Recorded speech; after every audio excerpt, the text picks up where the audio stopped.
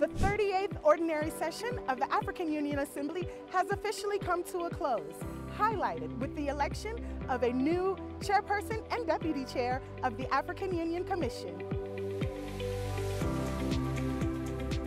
The AU Summit is the annual gathering of African presidents to consider and adopt resolutions on key continental and global issues. While this year's theme focused on justice for Africans and those of African descent through reparations, African leaders also gave substantial attention to AU governance reforms, economic integration, peace and security, climate change, and Africa's role on the global stage.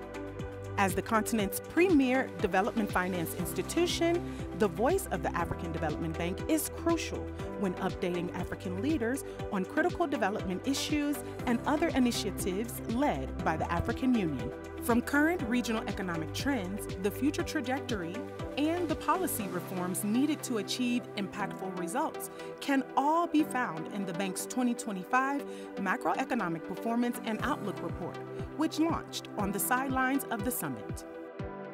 Africa's macroeconomic outlook, its performance, and the outlook for the future, this amazing demonstration of resilience and capacity to grow even in the midst of global challenges by African heads of states and government.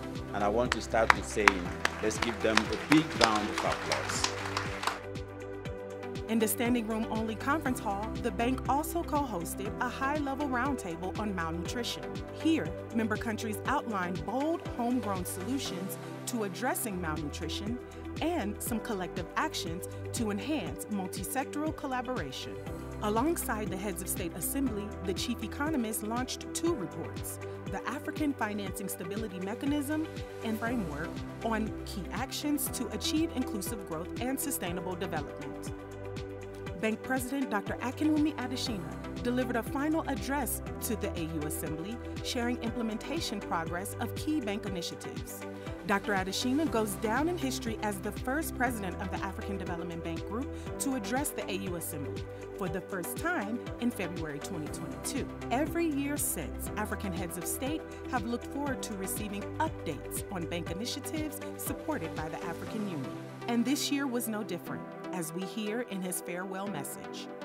We have become the largest multilateral financier of infrastructure in Africa. Africa cannot be rich in natural resources and be cash poor. In my 10 years at the bank, we have done a lot. The capital of the bank increased from $93 billion in 2015 to $318 billion today. Over the past 10 years, we have turned the African Development Bank into a globally respected financial institution. The African Development Bank has had a successful participation in the 2025 AU Assembly, with 4 declarations brought to the Assembly, and all of them endorsed collectively by African heads of state. Live from the African Union headquarters in Addis Ababa, Ethiopia, I'm Kristen Roby.